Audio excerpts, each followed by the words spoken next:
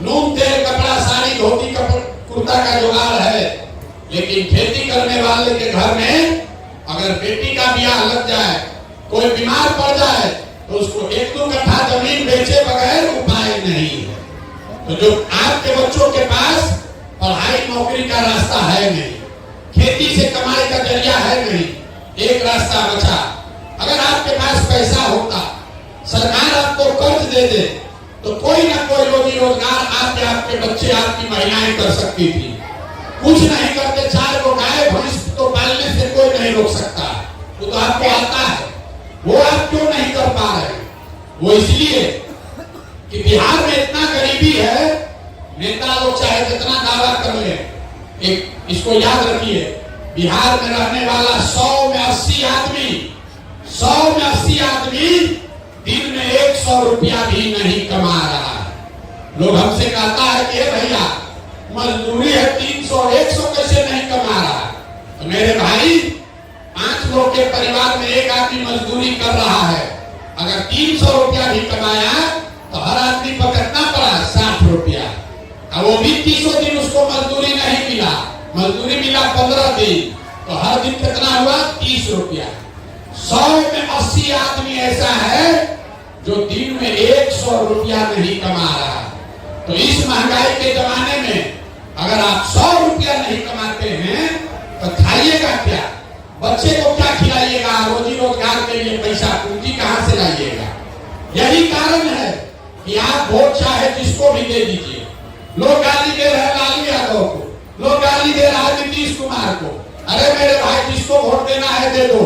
सरकार सड़क बना दे कि 4 किलो अनाज दे दे, अयोध्या में मंदिर बना दे कि आपको राशन कार्ड दे दे, आपका गरीबी नहीं खत्म हो सकता। गरीबी खत्म तब होगा जब आपके बच्चों के लिए पढ़ाई और नौकरी का जुगाड़ हो। गरीबी खत्म तब होगा जब भूमि सुधार लागू हो, यहाँ के गरीब को जमीन दिया जाए। गरीबी खत्म तब होगा जब यहाँ के महिलाओं को, युवाओं को घर घर सरकार बैंक से कर्जा दिलवाए, ताकि हर आदमी रोजी रोजगार कर सके। अब आप कहिएगा भैया तीन को बात तो ठीक है, ये होगा कैसे? किसको हम लोग वोट दें कि तीनों काम हो जाए? अभी 10 मिनट में वही बताएंगे, वो रास्ता बताएंगे कि वोट जिसको देना है दे दीजिए, लेकिन ये तीनों काम आपका हो जाएगा। आपको खाली उतने समझना है, और जिसको समझना हो अब उसको 4 को सवाल का जवाब देना है। भाषण खत्म, 4 को सवाल पूछेंगे, आप हाँ या ना से उत्तर दीजिए और आपको अपने आंख के सामने दिखेगा कि आगे का रास्ता क्या है। तो सबसे पहले आप ये समझिए आपके बर्बादी का कारण क्या है। तो जिसको समझना है उसको उत्तर देना है जोर से, हाँ या ना हाथ उठाकर। जितना लोग आप आए हैं जरा सोच के बताइए, आपके गांव पंचायत में और कुछ हो या ना हो, आप सभी के बच्चों के पढ़ने के लिए अच्छी व्यवस्था होनी चाहिए कि नहीं होनी चाहिए? जोर से बोलिए भैया, होना चाहिए कि नहीं होना चाहिए? होना चाहिए कि नहीं होना चाहिए? होना चाहिए।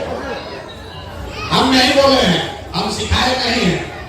यहाँ पर बैठा हुआ हर आदमी, चाहे आप पढ़े लिखे हैं या अनपढ़, आप अगड़े हैं कि पिछड़े, गरीब हैं या अमीर, युवा है या बुजुर्ग, महिला पुरुष, हिंदू मुसलमान, सब ने कहा कि ना भैया पढ़ने का व्यवस्था तो होना ही चाहिए। इतना समझदारी आप सबको है, किसी प्रशांत किशोर की जरूरत नहीं है, क्योंकि आपको मालूम है आपका बच्चा पढ़ेगा उससे उसका जीवन सुधरेगा।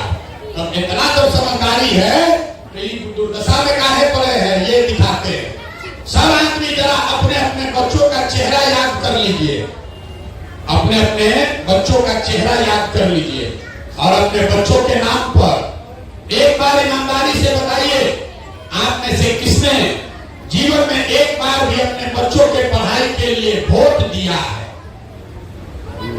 देखिए पूरा गांव चुप।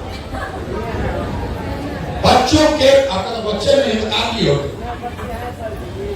अपने बच्चों के पढ़ाई के लिए आपने कभी वोट नहीं दिया। हम नहीं कह रहे, ये आप खुद कह रहे। आप नेताजी को गाली दे रहे, हे भैया नेता ठग लिया।